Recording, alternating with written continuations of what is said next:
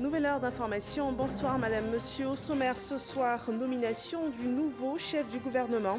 Le président de la République Alassane Ouattara désigne ce jeudi Ahmed Bakayoko en qualité de Premier ministre, chef du gouvernement, ministre de la Défense.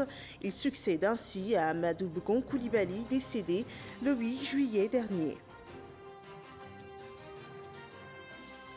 L'état d'urgence maintenu jusqu'au 31 août 2020, une décision du Conseil national de sécurité réuni ce jour pour analyser la situation sanitaire dans le pays.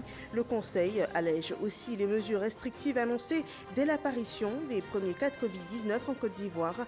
Suivez dans ce journal les conclusions de la séance.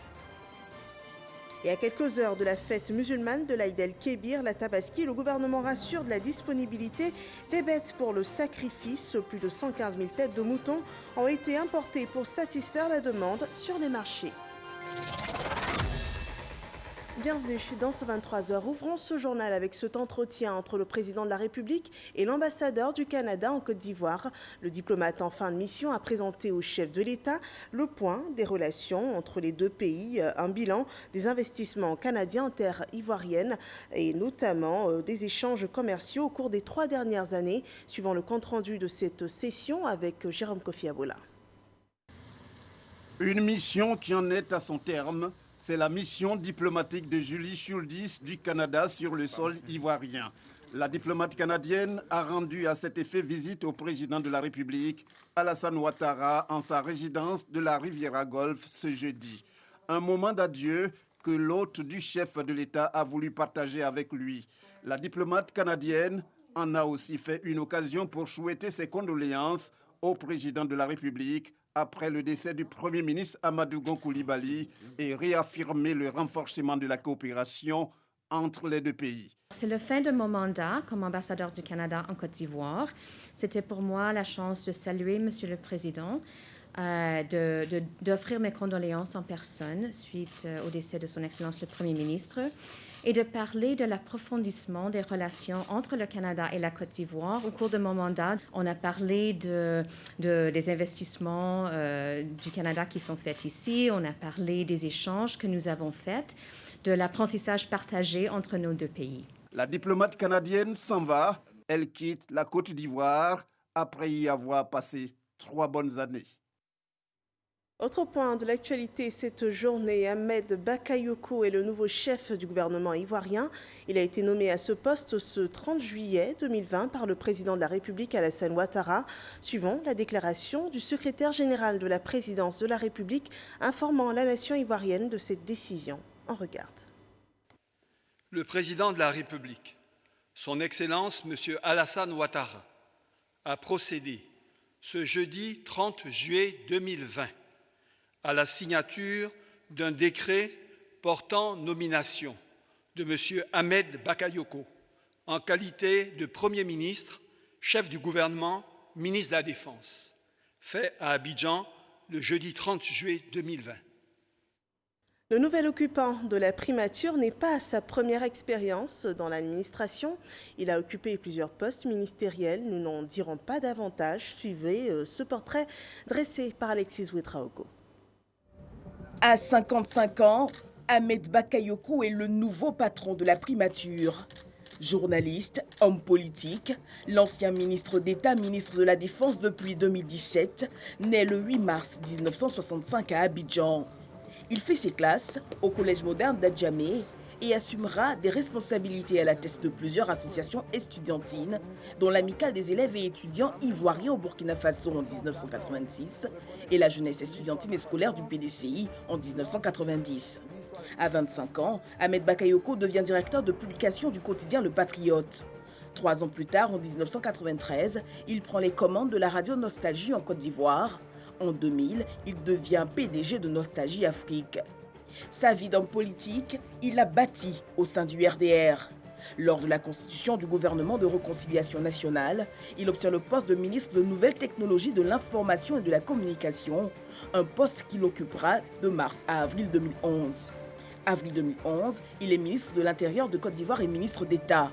Il est reconduit comme ministre de l'Intérieur dans les gouvernements de Jeannot Kouadio Aoussou, Daniel Kablan Duncan et Amadou Gon Coulibaly. En juillet 2017, Ahmed Bakayoko est cette fois nommé ministre de la Défense et reste ministre d'État. À ce poste, il gère une armée qui s'est déjà mutinée à plusieurs reprises en cette année 2017. Lors des élections d'octobre 2018, Ahmed Bakayoko est candidat à la mairie. L'homme a la force de son charisme et sait électriser les foules. Il est élu maire de la commune d'Abobo. En mai 2020, alors que le Premier ministre Amadou Gon Coulibaly est évacué vers la France pour raison de santé, c'est lui qui assume l'intérim à la tête du gouvernement. Ce 30 juillet 2020, Ahmed Bakayoko célèbre ses 25 ans de mariage. Intéressons-nous à présent à la situation sanitaire en Côte d'Ivoire.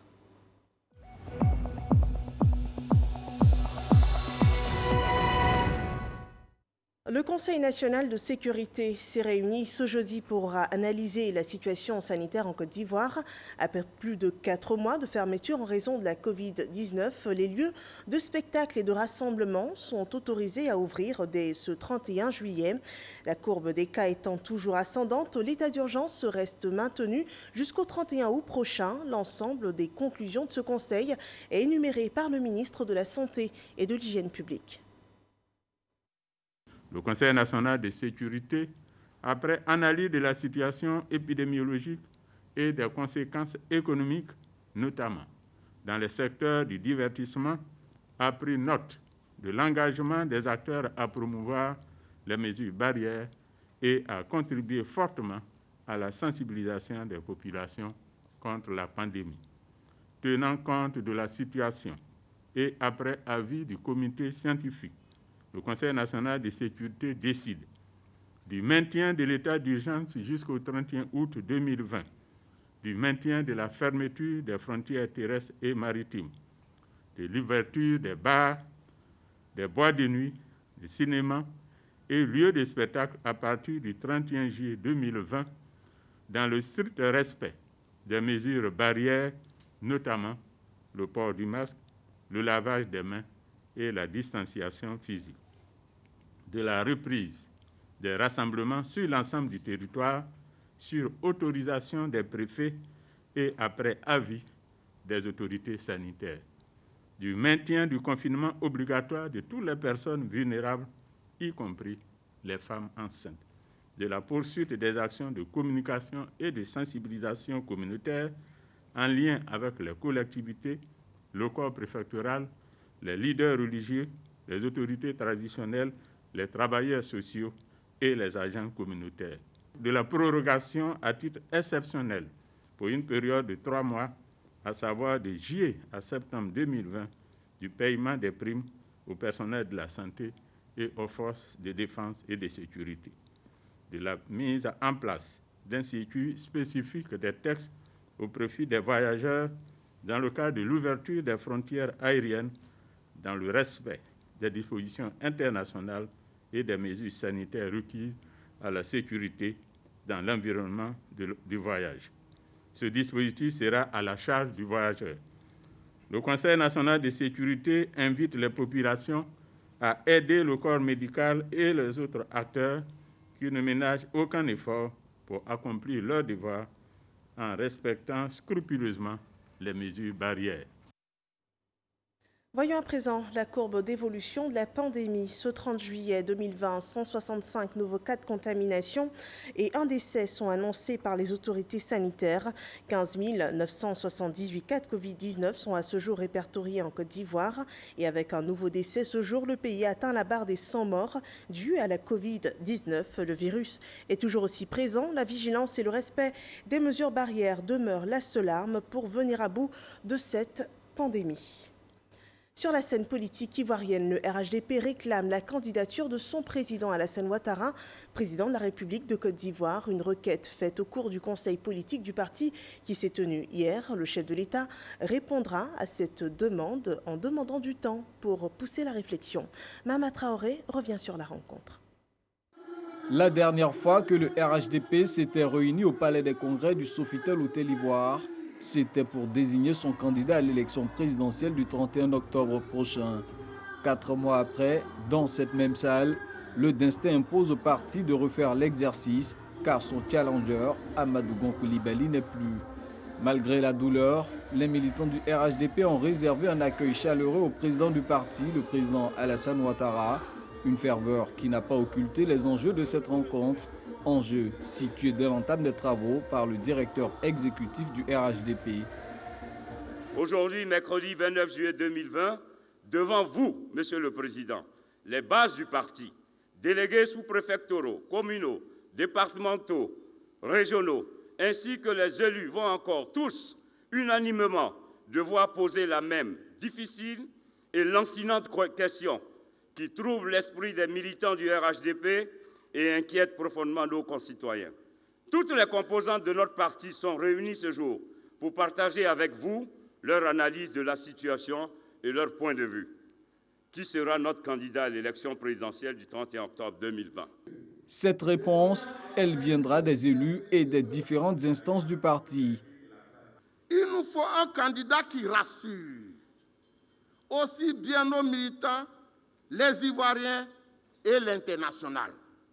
Excellence, Monsieur le Président, ce candidat, c'est vous. Nous, députés, représentants du peuple souverain, nonobstant votre volonté de passer le flambeau à une nouvelle génération, nous nous joignons aux cris de cœur lancés depuis les hameaux, les villages, les villes de Côte d'Ivoire pour vous supplier de bien vouloir accepter un ultime sacrifice pour la patrie en retardant votre retraite politique. Monsieur le Président de la République, notre choix, le choix des présidents des conseils régionaux et des gouverneurs du district n'est pas négociable. Et ce choix, c'est vous. Nous, jeunes du RHDP, vous demandons solennellement de bien vouloir accepter d'être le candidat de notre grand parti à l'élection présidentielle d'octobre 2020. Les femmes du RHDP, dans le secret espoir de voir leur requête acceptée par le président Alassane Ouattara, est résolument engagée à prendre une place prépondérante dans cette campagne pour la stabilité de la Côte d'Ivoire, décide de payer la somme de 70 millions de francs CFA, dont 50 millions pour la caution et 20 millions pour la contribution à la campagne. Ce plébiscite portant Alassane Ouattara comme candidat du RHDP à la prochaine élection présidentielle sera entériné par la résolution finale de ce conseil politique. Le conseil politique du RHDP, soucieux de maintenir dans le pays la paix et la stabilité retrouvées, grâce à la gouvernance du président Alassane Ouattara après la longue crise, décide que Son Excellence M.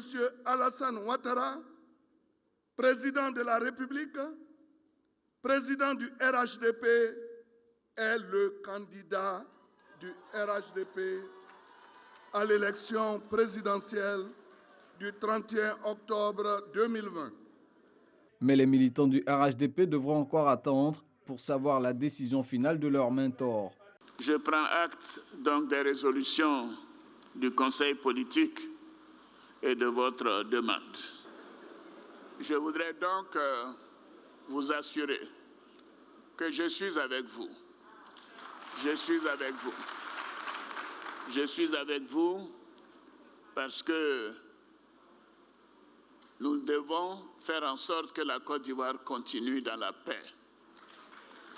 Nous devons faire en sorte de mettre l'intérêt supérieur des Ivoiriens, de tous les Ivoiriens, au-dessus de nos intérêts et de notre vision personnelle.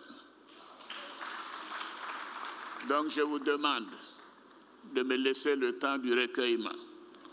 Mais vous savez que je ne vous ai jamais déçu. Et je ne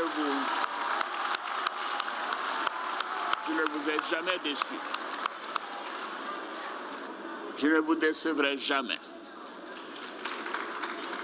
Et je veux que vous sachiez que je tiens à la victoire du RHDP le 31 octobre 2020.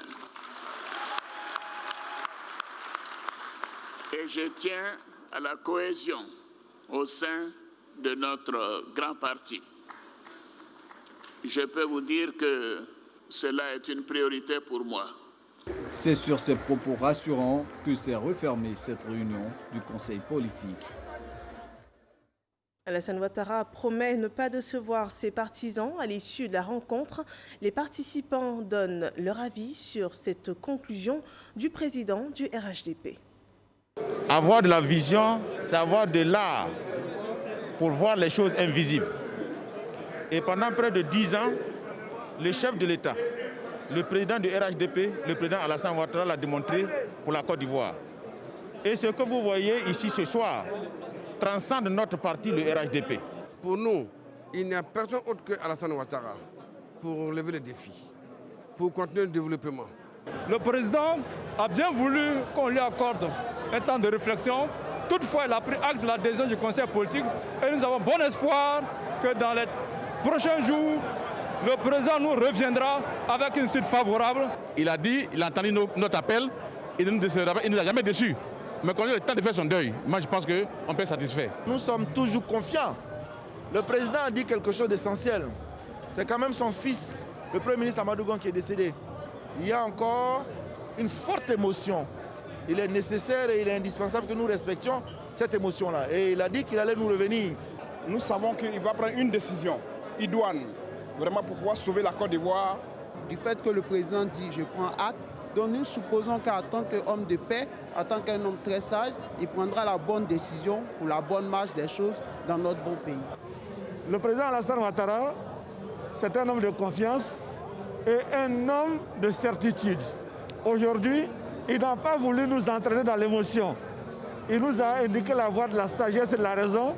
Et je demande à tous les militants du RHDP de suivre cette voie et de faire confiance au président de la République. Satisfait en ce sens que le président l'a dit, il ne nous a jamais déçus. Et donc nous pensons qu'il ne le fera pas. Et nous sommes sûrs et certains que le président donc, va répondre à notre requête. Nous sommes très satisfaits. Nous remercions le président de la République qui est notre boussole, notre candidat. Et nous avons de l'espoir, nous lui faisons confiance. Il a compris que l'enjeu est important qu'il nous accompagne. Et nous sommes satisfaits parce que très bientôt, le président de la République n'aura d'autre choix que d'accepter cet appel. C'est demain la célébration de l'Aïd el-Kébir, encore appelée la Tabaski. En Côte d'Ivoire, la prière officielle se déroulera en la grande mosquée de la Riviera Golfe. Une décision du Conseil supérieur des imams, des mosquées et des affaires islamiques, le COSIM. Suivant la déclaration faite à ce propos, et elle est rapportée par Pargues Sorokone. Bismillahirrahmanirrahim. Wassalatu wassalam ala ashrafil mursalin wa ala alihi wa ashabi ajma'in.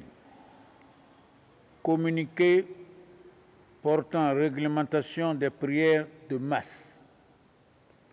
Suite au communiqué du Conseil national de sécurité de ce jeudi 30 juillet 2020, annonçant la levée des restrictions sur le nombre pour les rassemblements de personnes et tenant compte de la déclaration des imams en date du lundi 27 juillet 2020, informant la communauté nationale de la date de la fête de la Tabaski en Côte d'Ivoire, le comité de veille invite les fidèles musulmans à la célébration de l'Aïd el-Adha et des prières de Jumu'ah sur toute l'étendue du territoire national à partir de demain vendredi 31 juillet 2020. Vu la situation sanitaire du moment, le comité de veille Covid-19 de la communauté musulmane insiste auprès de tous pour le respect des gestes barrières en vigueur, notamment le lavage des mains avec de l'eau et du savon ou l'utilisation du gel hydroalcoolique, la distanciation physique, le port de masque et l'utilisation de son tapis individuel, les poignées de main et les accolades. Le comité de veille recommande aux imams de bien vouloir réduire le temps des sermons pendant l'office. Le comité de veille attire l'attention des imams et des responsables des comités de gestion des mosquées sur la nécessité de l'observation des mesures ci-dessus énumérées. La Tabaski, c'est la célébration du sacrifice du mouton. Pour permettre à la communauté musulmane de sacrifier à la tradition, plus de 115 000 têtes de moutons ont été mises sur le marché pour répondre à la demande de la population en cette période. Le ministre des Ressources animales et halieutiques, Moussa Dosso, a effectué dans les parcs de bétail des communes d'Adjamé une visite pour s'enquérir de l'approvisionnement sur les marchés et du respect des prix. Suivant le point de cette visite dans ce reportage de Jean-Louis Wango. Parc à bétail d'Adjamé, des moutons à perte de vue. La Tabaski n'a jamais aussi bien porté son nom, la fête du mouton. Mais dans ce large éventail, Mao Yakin a du mal à trouver son compte. Moi, on parle de 200 000, plus moins cher même, on parle de 100 000. Ça fatigue. Pour cela, je sais qu'au fur et à mesure qu'on est tourné un peu. Drissa, lui, n'a pas hésité à faire une rallonge sur son budget pour s'offrir son mouton. Cette année, franchement, j'avais un budget de 120 000, mais apparemment, j'ai trouvé le mouton que j'ai aimé. Et on m'a proposé que le mouton est à un prix de 150 000. Et j'étais obligé d'acheter. Le prix, la sempiternelle équation à résoudre pour les acheteurs de moutons à la veille de la fête de Tabaski, le jour où les vendeurs réalisent leurs meilleures affaires. Ça sort un peu, mais ça n'a pas encore fini. Mais ça sort un peu. Aujourd'hui, là, peut-être même si ça n'a pas fini, ça ne reste pas beaucoup. S'assurer que le marché est suffisamment approvisionné, mais surtout qu'il n'y a pas de flambée des prix. C'est la raison de la visite du ministre de tutelle sur quelques parcs à bétail d'Abidjan en cette veille de fête. C'est plus de 115 000 petits ruminants, c'est-à-dire tout ce qui touche les moutons, les chèvres. C'est plus de 115 000 qui sont arrivés depuis une dizaine de jours sur la capitale pour qu'on n'ait aucune difficulté d'approvisionnement lors des 2 jours sur lesquels se repose, on va dire, la vente, l'essentiel de la vente. Il ne faut pas se saisir de cette période pour augmenter les prix. Parce qu'il s'agit pour nous, d'abord et avant tout, d'une fête religieuse. 115 000 têtes réparties sur les 5 parcs à bétail que compte le district d'Abidjan. La pandémie du coronavirus n'aura donc eu aucune incidence sur l'approvisionnement du marché. 80 à 70% vient du Burkina Faso et le Mali 15% ou 20% et le Niger, Mauritanie 5%. Le mouton ne manquera pas le jour de la Tabaski, a ainsi rassuré le ministre, poursuivant auprès des vendeurs du jour la sensibilisation à la pratique de la vérité des prix. Et ces petits ruminants que nous venons de voir viennent pour la plupart de cheptels du Burkina Faso. Les éleveurs et exportateurs de ce pays frontalier à la Côte d'Ivoire sont mis à contribution pour satisfaire la demande des marchés ivoiriens. Pour savoir tout sur le processus d'acheminement en Côte d'Ivoire du beau bélier que vous immolerez certainement demain, plongez dans l'univers des exportateurs burkinabés de bétail. C'est un reportage de Kader Sogodogo. Marché principal de bétail de Tanguin, nous sommes en plein cœur de Ouagadougou, la capitale du Burkina Faso. C'est d'ici que partent les chargements de bétail pour des pays comme le Ghana, le Togo, le Sénégal et la Côte d'Ivoire. Le Burkina Faso, qui a cette terre propice à l'élevage, tire de forts dividendes dans le commerce de bétail qui contribue énormément à son économie. 20% du produit intérieur brut, comparativement à la Côte d'Ivoire qui enregistre moins de 5%. Il est donc clair que pour ses besoins en protéines animales, la Côte d'Ivoire se tourne vers un grand producteur comme le pays des hommes intègres. En période de célébration de l'Aïd el-Kébir, la demande connaît un pic, surtout en ovins. En 2019, les responsables de la filière bétail et viande du Burkina Faso ont convoyé vers la Côte d'Ivoire plus de 700 camions, ce qui tourne autour de 250 000 têtes de moutons. Et pourtant, des pays comme le Ghana, le Togo ou encore le Sénégal se présentent en potentiel concurrent de la Côte d'Ivoire. Pour 2020, la destination Côte d'Ivoire reste la priorité du Burkina Faso. La Côte d'Ivoire, c'est un pays frère. Nous travaillons ensemble. Au moment de toutes les années de Tabaski, nous amenons nos animaux envers la Côte d'Ivoire parce que c'est un pays côtier. Et nous sommes un pays éleveur. Malgré la fidélité du marché burkinabé, l'approvisionnement en 2020 est rendu difficile par les activités terroristes dans le nord du Burkina Faso. Pour avoir le mouton, c'est pas facile. Et puis le Burkina, actuellement, il y a le bandit là, qui sont au village là, attaquent le village là, les gadis là, tout ça là c'est pas bon. Ça garde nos marchés. La conséquence directe du terrorisme est la cherté du mouton sur les marchés au Burkina Faso. Les échanges sont parfois difficiles, comme ici à Bobo Dioulasso. Je voulais diminuer ça, on a trouvé d'accord quoi. Ok, il faut donner 170 000. Ça c'est beaucoup. Bon, mon dernier prix fait 160. Il faut laisser 75 000. Ça ne peut pas. C'est un prix d'un poulet. Hein? Grâce à la stratégie mise en place par le président de la Confédération des fédérations bétail et viande de l'UEMOA, avec résidence à Abidjan, Isiaka Ouagadougou, la destination Côte d'Ivoire reste une priorité. Ces hommes sont sur le terrain. Nous, Dieu merci, on a un patron qui est le président du conseil administratif des filières bétail, M. Elhaj Ouagadougou Isiaka.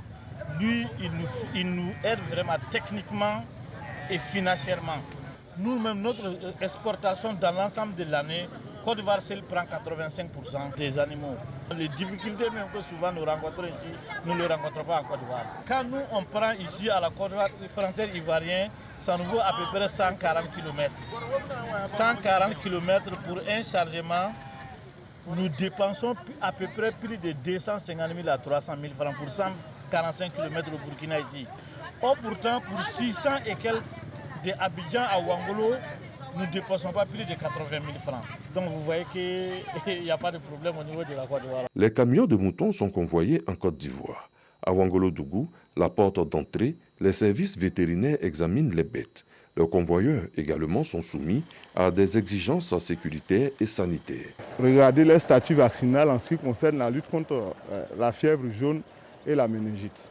Donc ceux qui ne sont pas à jour au niveau de la fièvre jaune, on profite pour leur demander de se mettre à jour. Et c'est obligatoire. Tout est mis en œuvre pour ravitailler le marché ivoirien. Une fois que les camions arrivent ici, on essaie de partager les camions dans toutes les villes de la Côte d'Ivoire. Daloa, San Pedro, Soubré, Gagnoua, Ma, Daoukro, Bayakro, partout où les musulmans se trouvent, on essaie de faire partir les camions dans ces zones-là pour que là où se trouve un musulman doit avoir son mouton. Au total, les échanges commerciaux entre le Burkina Faso et la Côte d'Ivoire dans le domaine du bétail se portent bien. Les différentes rencontres dans le cadre du traité d'amitié et de coopération TAC entre les deux pays ont certainement facilité les choses. Pour cette année, la tendance est à la baisse à cause du terrorisme au Burkina Faso. Il faut donc s'attendre à un coût élevé du mouton à Abidjan et sur les autres villes de Côte d'Ivoire. C'est une année électorale aussi pour le monde du football en Côte d'Ivoire. Les Jeux sont ouverts pour la présidence de la FIFA, la Fédération ivoirienne de football. À 48 heures de la fin des dépôts de dossiers, Sori Diabaté a procédé au dépôt de son dossier de candidature. Il comporte 3 groupements d'intérêt, dont celui des médecins. Le récit de Jean-Sylvain Esso. Il est 10h40 quand Léon Siassé, directeur de campagne du candidat Sori Diabaté, arrive à la Fédération ivoirienne de football. Il tient en main le dossier de candidature de Sori Diabaté ainsi que ceux des 17 membres de son comité exécutif. Direction, le secrétariat de la commission électorale, 6 au 3e étage, où l'attendent certains membres de la structure en charge des élections et quelques présidents de clubs favorables au candidat Sori Diabaté. C'est finalement à 11h08 que Léon Siassé remet le dossier de la liste conduite par Sori Diabaté au secrétaire de la commission électorale, Samé Tiassé. À votre disposition, une attestation notariée portant constitution du collectif de membres actifs présentant la candidature de M. Sori Diabaté et de sa liste. La composition du collectif est précisée sur l'attestation. Un dossier qui comprend un extrait de naissance, un certificat de nationalité, l'acte de candidature, un chèque libellé à l'ordre de la FIF de 5 millions de francs CFA, un casier judiciaire, le parrainage de 8 clubs de Ligue 1, 10 de la Ligue 2, 24 de la Division 3, 3 groupements d'intérêt, dont celui des médecins. Un autre candidat à la présidence de la FIF s'est présenté à la commission électorale de la Fédération. Idriss Yassine Diallo a déposé son dossier de candidature cet après-midi. Patrick Dadier rapporte les faits. Jeudi 31 juillet 2020, il est 14h38 lorsqu'Idriss Yassine Diallo arrive à la maison de verre de Trégil. Il vient déposer son dossier de candidature pour le poste de président de la Fédération ivoirienne de football. Jean-Baptiste Sam Etiassé, secrétaire général de la commission électorale et de recours, réceptionne les différents documents devant un parterre de journalistes. Je voudrais demander à tous les frères de la famille du football de comprendre que nous sommes dans une compétition sportive et rien d'autre. Il faut désarmer les cœurs, il faut désarmer les langues, il faut désarmer les plumes. Le principe du sport, c'est le fair play et c'est l'éthique. Avec un comité exécutif fort de 17 membres, où figurent notamment les dirigeants des clubs et des anciens footballeurs, Idriss Diallo veut faire du football ivoirien un modèle en Afrique et dans le monde. L'élection à la présidence de la Fédération ivoirienne de football est prévue pour le 5 septembre 2020. Idriss Diallo et son équipe n'attendent plus que le feu vert de la commission électorale. Le processus électoral de la FIF met un terme à cette édition d'information. Merci de nous avoir suivis. Retrouvez dès 6h demain Abdoulaye Koné pour un autre point sur l'actualité et très belle fête de la Tabaski à tous les musulmans de Côte d'Ivoire. Bonne soirée chez vous.